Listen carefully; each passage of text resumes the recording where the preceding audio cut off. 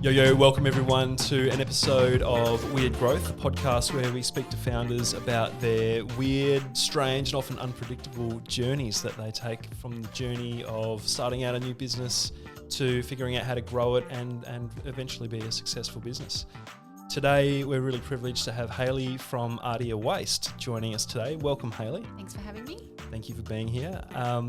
I won't pretend to know exactly what it is you do. That's what we're going to find out over the next little while. But maybe if you're happy to introduce yourself and tell us a little bit about what you do. Sure.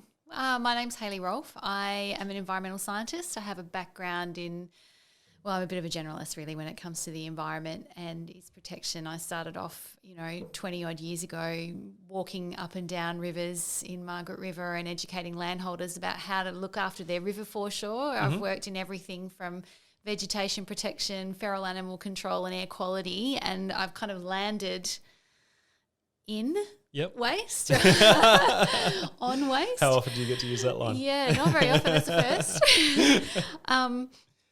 I was working for the state government department in policy and legislation for some years and working on waste reform. We obviously have a big problem in waste. We have a problem in Western Australia, and globally with consumption and the environmental degradation that comes from waste. Mm-hmm. And we make it really hard for people to do a better job of managing their waste, particularly businesses. So you as a householder have services provided to you by your local government. And for the most part, it disappears regularly from your front verge or from you. They do a pretty good job most of the time. That's right. You don't see it again. And you also get bombarded with lots of education about how to do a better job. And there's a lot of investment in that. But there's also a whole other side of waste that we don't hear a lot about, and that's commercial waste. So commercial waste is actually responsible for 80% of Australia's waste. And it has a recycling rate of about 50%. And I use this in my pitch all the time, but basically the weight of 250-storey buildings a week is going to landfill in Australia. Ooh, it's really amazing. And there's actually remarkably few support services for businesses to do a better job. And so waste ends up just being an afterthought for most businesses. So that's where we step in. We try to make sure that if a business has a waste, we can find them the most sustainable solution. So this is what you do at Ardea. That's right. Cool. So we sit between the waste service providers, people who can reuse a material, and the people who are generating that waste. I have to admit, this is a topic which isn't super exciting. It's not something I, wake up in the morning and read about and things. So, I think this is a great opportunity to obviously learn more, and it is, something which we should care about and consider our impact on how we, what we do impacts the environment. But, I'm also keen to hear about what is exciting about it and what are the cool things that are happening in the industry. Well, I guess the thing is that people get a little bit overwhelmed by the size of the problem. And but also their impact on it doesn't feel like it's a great deal as well. That's right. As an individual, how can I impact the 250-storey buildings a week? Exactly, because the actual buildings are, that's a business's waste. It's not about you throwing out your chip packet or your muesli box.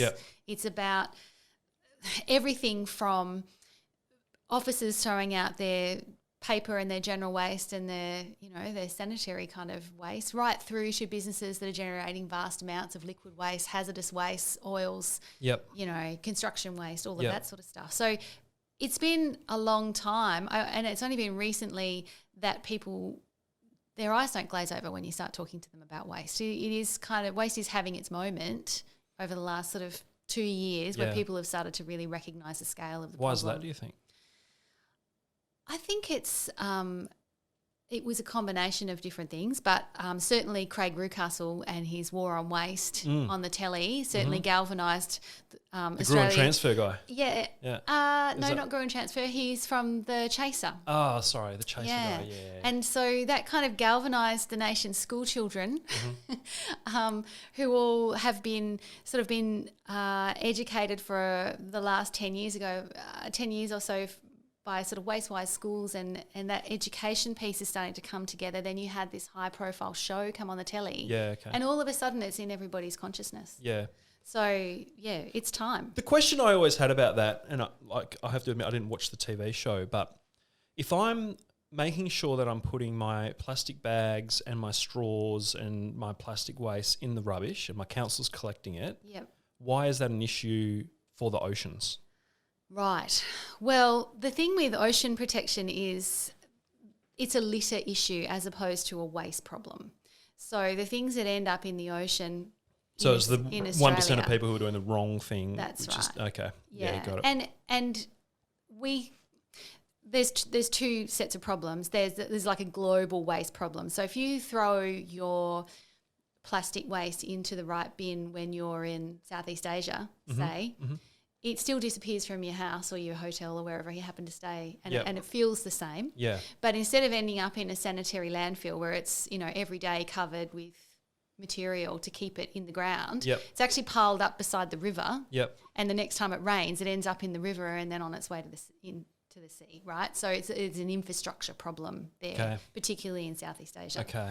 Whereas in Australia, the litter that's ending up on the beach is litter. Yeah. It's people who have been slack. Haven't put their. I'm a country boy. I grew up in the southwestern Denmark as well, and it always just amazed me how much rubbish you would see on the side of the road. Yeah. On Albany Highway on the way up to Perth. It's I can't understand what goes on through in people's heads. Yeah, that's right. And so think of it from a business perspective. You work in a business, you do the right thing with your waste. Yeah. Imagine if you had paid good money for someone to come and collect your waste, and then the next thing you know, you're watching a warehouse of liquid waste catch fire. Yep. And there's your logo on the side of that IBC as that warehouse burns down and covers an entire neighbourhood with toxic fumes. Yeah. So there's a reputational issue associated with waste, particularly for business. For sure. Yeah. And so that's sort of what you're working towards. Yeah. So what we're trying to do is reassure businesses that waste, we can at the very minimum ensure absolute compliance. So we make sure that the people that are taking their waste are legally allowed to accept it. Yep. So that it's not going to go astray. It's not going to end up illegally dumped in the bush. Yep. Someone's going to do the right thing with it. Yep. And then we apply a sustainability filter over that. So we look at what happens at the waste facility, and then we basically compare like with like. So if you're a waste facility that accepts liquid waste, say, or something a little bit simpler, say timber waste, what do you do with it? And we make an assessment, and then we feed all of that information back to the business owner. So when they make their choice of who they're going to engage, they could just choose the cheapest option, but they do that actually with the facts in front of them. You can't just pretend anymore that I just picked, the first guy that popped up. Yeah. You need to pick, you need to be able to sleep at night. Because most business owners would just see this as an expense. Yes. And something that it's a necessary evil that they've just got to deal with. Exactly. So why would they...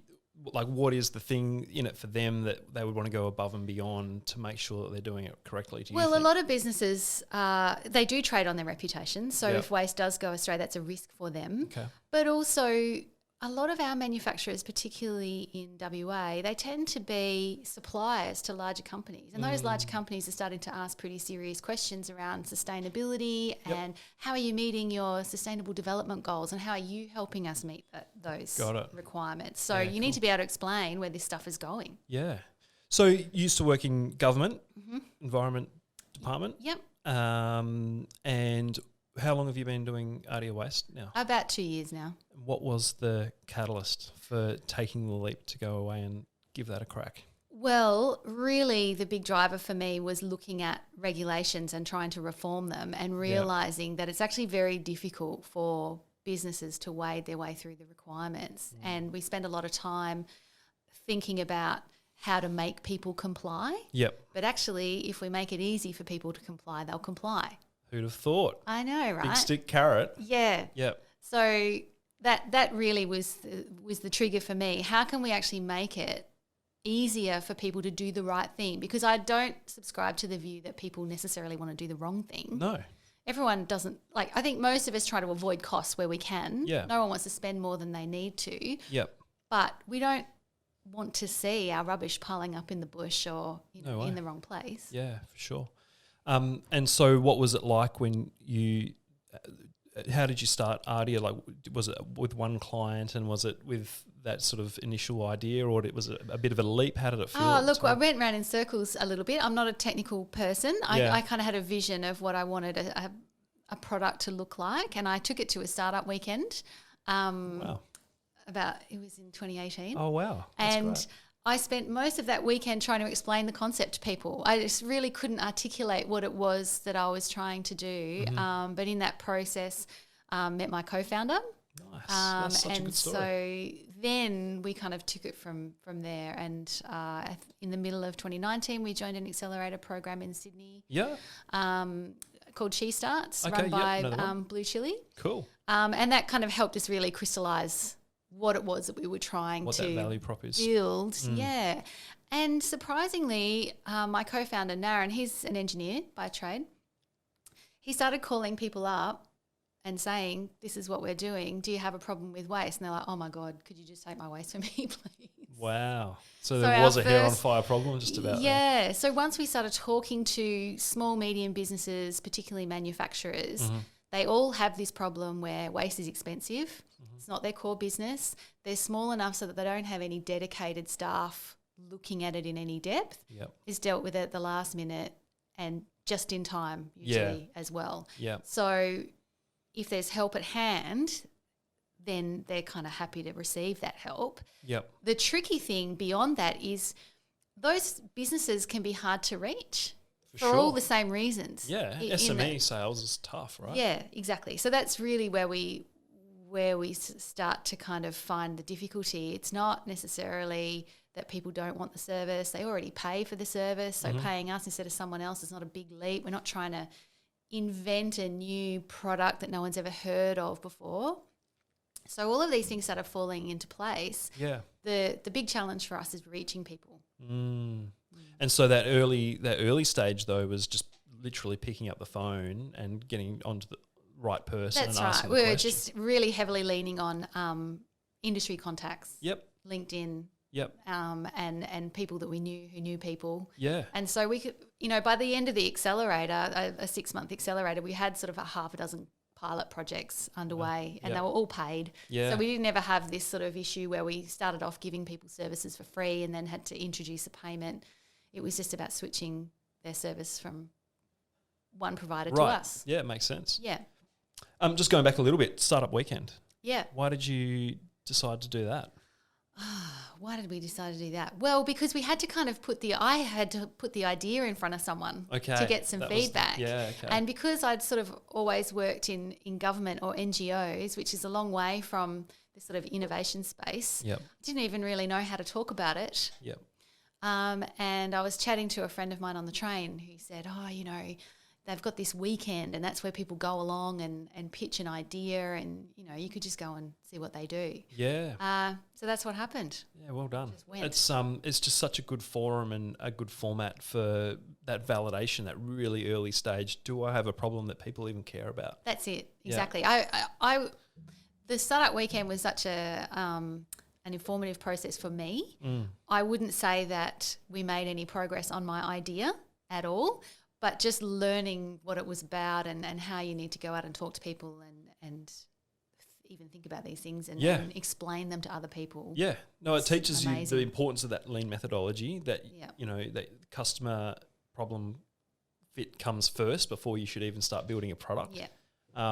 And that you can actually achieve a great deal in only 2 days. Yeah. It's actually amazing, from that Friday evening when people are pitching their ideas through to the Sunday evening when people are actually pitching to the panel of investors of what they've achieved over the past 2 days. It's actually incredible. It is incredible. It's a total nightmare if it's your idea. It's stressful for 48 hours, I know.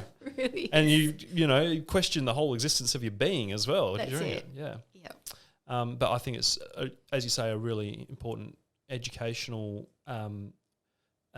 institution that we have in the startup community, but also as you found out, it's a great way to start new businesses. That's it. It's a great catalyst. Meet people in the, in that innovation space, people who are happy to just talk to you about your idea and talk about theirs and share experiences. I think that's the really nice thing about the startup space. Yeah. So people will tell you what's gone well, what really didn't go They're well. very honest, aren't they? Yeah, that's good feedback.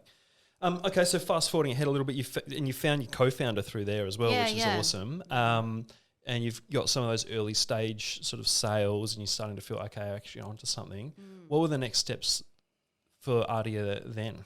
Well, really, it was about working out whether we had a viable business. And so we did a lot of that work through the accelerator, is assessing what the market looked like. You know, do we have something that could translate nationally, maybe internationally? And because the legislative piece is really key, waste is a highly regulated space. So we had to work out whether we could make it work across different states. Yeah, to start off everyone's with. got different rules. That's right.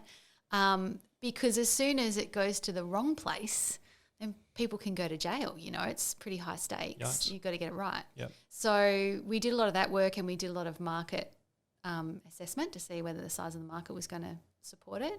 And then we just really got started. We had a bit of a, you know, we kind of came out of the accelerator pretty excited and ready to grow like crazy. And then Naren and I both quit our jobs, and 2 weeks later we were in lockdown. Oh, wow.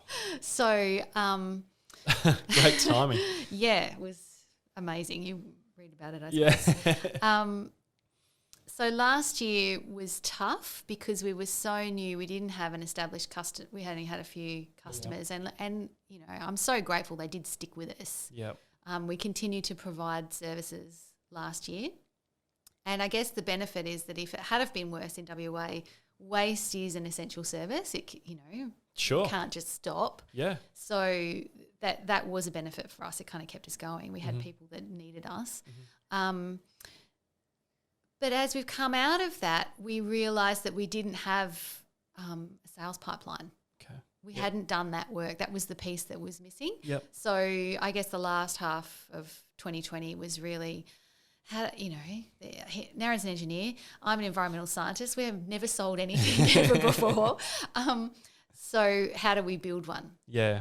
And so that's really been another kind of learning phase for us. Yeah, and it is like, especially when you have a product or service which isn't, people aren't going out of their way to look for a solution to it. It's just something which is a niggly, naggy thing in the back of their head. Yep. And they don't know that there is alternatives out there. Yes. How do you like interrupt their information flow to get in front of them to introduce something Well, new? where is their information flow? Right. That's the problem. Yeah. Is where are they getting information from? So we started off by talking to, you know, industry associations.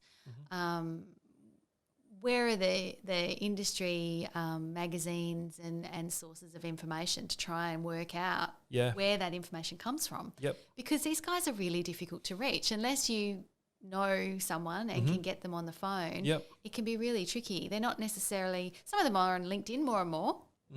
LinkedIn is a good source for us. Yep. But they're not necessarily using it the way you and I would use it, which is to promote ourselves and, you know, post content and be always scouring for a more relevant information. Yeah. They might have put their CV up there. No, but they're pretty dormant, really. Yeah. They've just got a profile that's and right. I check it every now and again. So that's our major challenge. Okay. So that's what the point you're at. Yeah. Cool. Okay. Well, I think the interesting thing about SME owners is there isn't like a sort of cookie cutter definition of what they look like or what their demographic is or anything like that. So reaching them on social and things is is a challenge, or it can be, because you have to cast the net so wide that you might not, you know, really be very targeted with the messaging. Yeah, that's right. We have tried to really zoom in on SME manufacturers. Yep. And within that group, engineers and fabricators. Yeah, okay. Who have metal waste and things. Yeah, that's right. So they tend to, people who are maybe suppliers for the resources industry. Yep. They tend to have, you know, sometimes 6 to 8 different waste streams. Yep. It's a total headache. Yeah. And so they're much more responsive when we ring up and say, you know, hey, do you need a hand with that? Probably actually is a cost to them to dispose of that stuff. Oh, it absolutely is. Yeah. Yeah, interesting. One of my very first jobs actually out of high school was working for a metal manufacturer. Yeah, right. And we made pallet racking. Okay. So it's like the steel shelving that goes in a big warehouse and the forklift comes along and puts the pallets on it. Yep. And that was a Western Australian company. We sold into the resources sector. And this is sort of like in 2005, 6, when the steel price was going bananas. It was like the real ramping up of the mining boom in WA. And like we would have these big long lengths of posts and have holes punched in them to put the racks on. And these little bits of metal, that was the waste product of that punching process, was worth an absolute bonza. Yeah. And like that was actually a secondary revenue stream, basically, was selling that scrap metal in that business. So things are starting to change because generally speaking, a lot of our customers, the one thing they are very good at recycling is metals. Okay. Because it's always had a value. There's the recycling market in metals is quite mature and people will give you cash in hand for that waste. But it's starting to, spread out into other waste streams. So you're saying like liquids and particularly and organics. Right, okay. So you probably have a FOGO bin at your house now, and people are taking away your food and organic waste separate from your general waste. If you were a restaurant or a food and beverage producer, instead of you having to pay, people will come and get that stuff for free now. Right. And pretty soon there's so much capacity coming online in that space, it will become competitive like metals pretty soon. Yeah, amazing. If you've got a nice clean waste stream, there are people that want it. So people can get in front of the curve a little bit there. Yeah. Yeah, right. Yeah. Well, I mean, given you are at that point, like I'm happy to workshop a little bit in this chat if you're happy to, about what are some of the things that you could do from a marketing point of view to grow Ardea Waste's profile in that SME manufacturers space. So one of the things that that you are doing is solving a problem for people, but they might not necessarily know that that's or they might not even necessarily be ready to press the button on solving that problem, but they're in that information seeking phase. So what are some of the things that you can do to sort of educate people at that early stage where they're not quite convinced that this is something that needs to be tackled, but they're looking for information? There's certainly room for content around waste and how to deal with it. So we try to we put together a little newsletter that we email out to a list. Our list could be bigger. Okay. But we try to tackle it waste stream by waste stream. So what do you do? One week we might do organics, and the next week we might do liquids, and go into the detail of that, because it is a lot more complex than just having a truck arrive. And so that list is interesting. How have you built that to date? How have you sort of mainly via emails? LinkedIn. We haven't really gone down the route of purchasing data yet, but we would advise against that? Yeah, look, I've seen people who have bought lists and then dumped them into MailChimp and started emailing them. Yeah. They don't have a very good time. Yeah. Because it doesn't take very many people to complain that they've received an unsolicited email. Yeah, right. To get your domain name blocked from MailChimp. And then there goes that whole channel. Yeah, okay. So really you want to, and the thing is, like, you don't want to be communicating to people who haven't even heard your brand name before. It's a jarring experience. Yeah. And immediately it puts your brand on the back foot too. So you really want to be communicating with people who do know who you are and have opted in, especially if it's via email. Yeah. So what you want to do is find something which does entice them to be happy to share their email or their contact details and give you permission to communicate with them. And so that's where a lead magnet can often be really useful. And so you'll see these in a lot of like SaaS product type companies, or definitely things that are business to business and service related. And it's called a sort of interim call to action. So before asking them to pick up the phone and start down the sales process and fill out a sales inquiry form, what is the thing that you can offer them, which is that first step towards becoming a customer, which might actually help them in their job or give them a bit more juicier information that they might not find in a newsletter or a LinkedIn post. Yeah, sure. So that could look like something like a top 10 checklist of things to consider in your waste stream management that you might not have considered. Yeah. And that's not a blog post or a free or just a download. That's something where you can download this in return for your email address. Okay.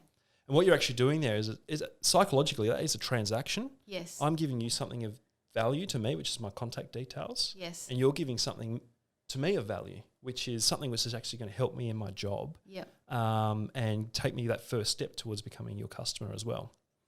And it also elevates the perception of the value of that bit of content. So it might be just a PDF file that's 4 pages or something, but by having that transaction occur, that suddenly becomes a more valuable thing to me, and I'm going to do something with it because I've psychologically entered into an agreement to acquire it. Yeah, sure. Yeah, so that could be something that you have at the top of your site. Download our top 10 tip sheet checklist to go through to look for opportunities to improve your waste management. Yeah, sure. Whatever that is. Yeah, there's a lot of information out there that I think businesses don't have that they could use for sure to their advantage. I was chatting to Vanessa from Climate Clever. I'm not sure sure if Vanessa. You had in fact, we've worked with her and Alexander before. Yep. Yeah, so they're about to launch a business app, and of course you can account for your greenhouse gas emissions by talking about what you're not sending to landfill. Right.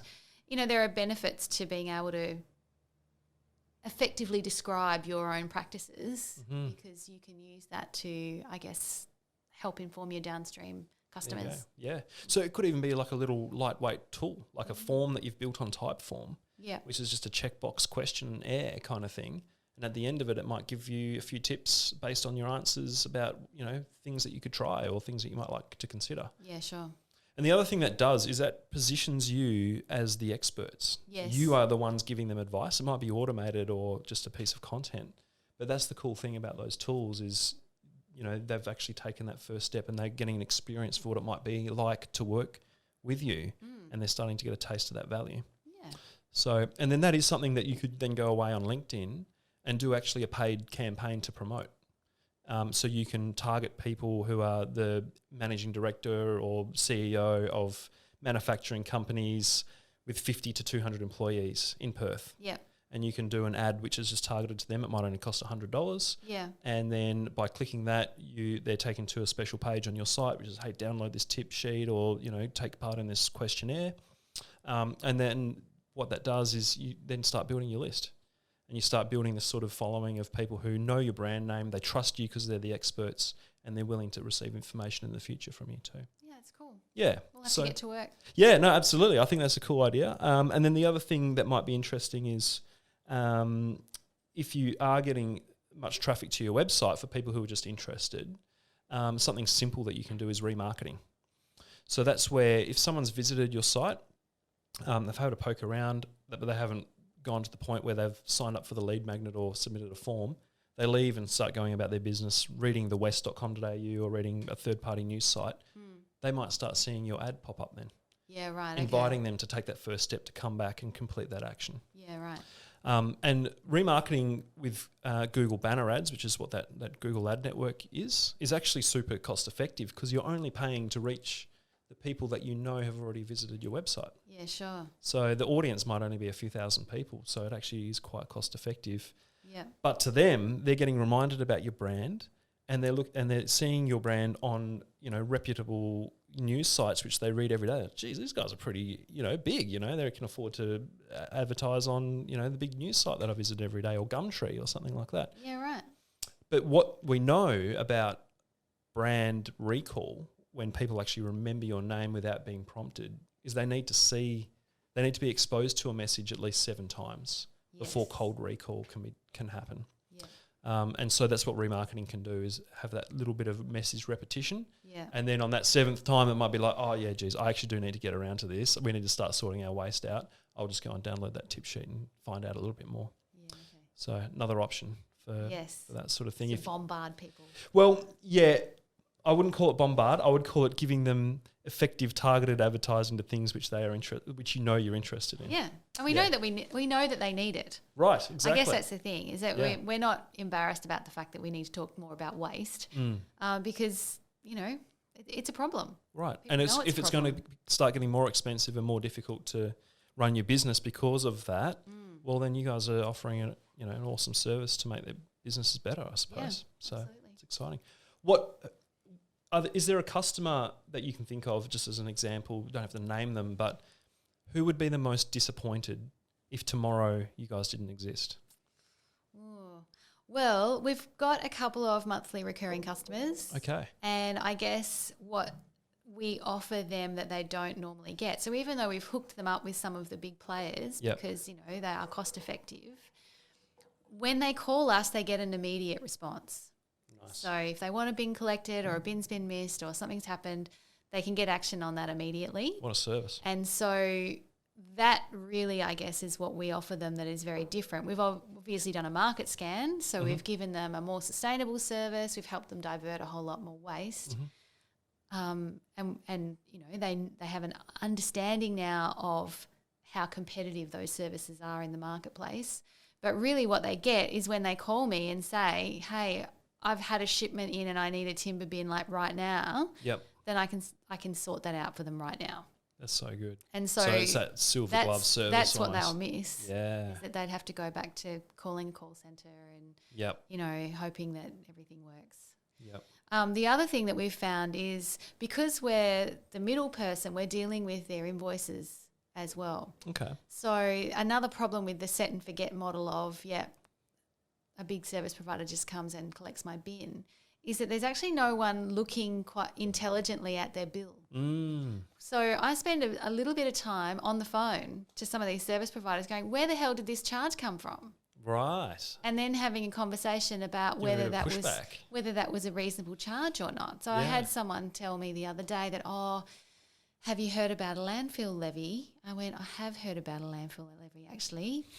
You might have had something to do with it. Might have had, you know a lot about the landfill levy. Yep. And I can tell you that this commingled recycling bin does not incur the landfill levy, so get it off my bill. And a small business is not necessarily looking at their invoice in the way would have that background information. Yeah, that's right. So I guess we're kind of trying to make it seamless love for it. them. Yeah. I mean, how good is it and what comfort it must give them to have someone in their corner sort of doing that for them. Yeah, that's right. And so we can do that for really small customers, which is the one that I'm thinking about, and also really large ones as well. So that we have one particularly great customer where we send some guys out to process timber waste for them.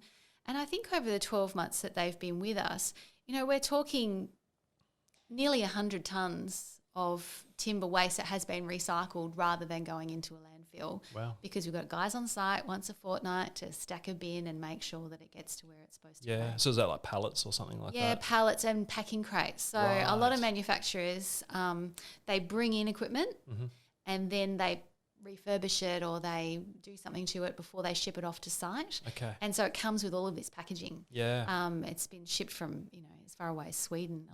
So it's just there's an enormous amount of stuff that comes. All right.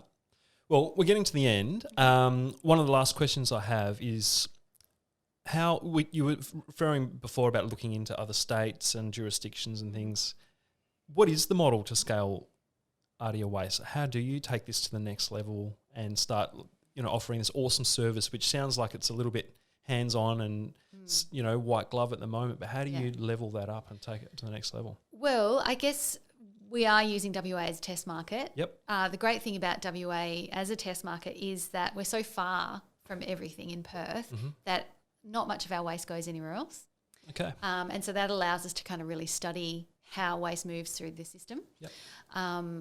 But once we've got a handle on that, we want to get over into Victoria and New South Wales and test the model over there. Yeah. Even though the rules are different, they're not so different that they can't be adapted. Yeah. And we think that we'll need a small team probably in each state, but it'll be a very small team. It's not rocket science. We're not it's actually like getting taking those processes down pat and understanding the steps and fine-tuning that. Yeah. But also having this playbook around how do you market it and have a sort of predictable model what actually works around getting in front of people. That's it. What are they looking for? I mean, as a complete environment nerd, the thing that I find really exciting is finding those wastes that have a unique solution that we can identify.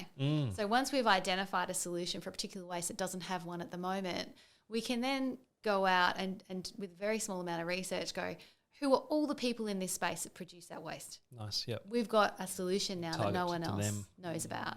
Let's go and do it that way. Yeah, and that is actually the trend now around digital marketing, is being hyper-specific and targeted to people with a very niche, what's called long tail keyword. It might only be 100 people in the entire world that are interested in that, but once you can nail down that tiny little niche, you can sell to them. Completely own it, 100% of the market. Yeah, that's very exciting. Well done. So the last thing that we always ask is our guests is there a gadget or a tool or a bit of software or something which is making your life better or easier that you use all the time that you'd like to share with everybody? Look, I was watching your podcast the other day to kind of prepare well see done. what to expect. Did your research? And I saw you ask this question, and I was thinking about it. What do I use that's digital that makes my life easier? Doesn't even have to be digital. I think the last guy was just talking about his black book. Yeah. Yeah, right. I mean, definitely I'm a note taker. Yep. We use Slack a bit because our developer and our designer live a long way away, and they came to us through our accelerator experience in Sydney. Yep.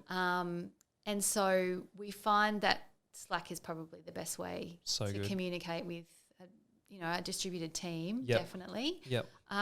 What is it about Slack versus email, do you think, that makes it so much more effective? It's more fun. It is, isn't it? It's more fun to use. Engaging experience. It's quite immediate, so it doesn't matter where you are. It's gonna work on your device. Yep. And you don't tend to miss messages the way you do with emails because you're in that little group. Yeah. I'm not sure how well. I don't like those great big group channels where there's like 100 people in them. Agreed. But if there's just like half a dozen people in a team, then I find that's really valuable. Well, we get the stats. It's like I think we send hundreds of messages every day on our Slack channel, and there's only 6 of us. But I think it's you connect on a different level. Yeah. And it's more meaningful, and you probably get more of the nuances of language and things because it's short, sharp messages. Yeah. Than you would from email, and so I think we basically really only use email with external clients now. Yeah. Okay. And so it really cuts down on that email overload and the inbox zero issue that you get. Yeah, I like the informality of it. Definitely. Yeah. Outside of that, I guess I was giving it some thought. The thing that keeps me really sane is working out how to manage your stress. Yep. I've had big jobs before. I've had important jobs before that I feel are important. Absolutely. Protecting Western Australia's environment is exactly, pretty important right? job. Saving the world here, guys. Correct. Important. But I've never had an all-consuming job like this one. Yep. And so it's really important to find a way to switch it off because otherwise it's just 24/7 in your head. You just never get a break from it. So I guess over the last few months I've been thinking about ways other than Netflix to be able to turn my brain off and still do something useful. So that's been interesting. Yep. What's worked for you? Riding my bike. Lovely. Really helps. Yep. So I'm trying to commute more on my bike because I can listen to music and actually really enjoy that process. Yeah. Well, nothing sharpens the senses like dodging other road users on a 20-kilo frame. I've just had an electric conversion put on it, so I go fast too. Awesome. So that's great. Yeah. Yeah. Getting down the beach with my dog, that kind of thing. Yeah. No, it's so critical to have that balance. Otherwise it does become all-consuming and then you start despising it. Yeah. And you start not even looking forward to working on it, and that's right. The wrong position to be in. I think you're definitely better after a good break. Yeah, so good. Yeah. Well, thanks, Hayley. If anyone wants to find out more about Ardea Waste, what can they do?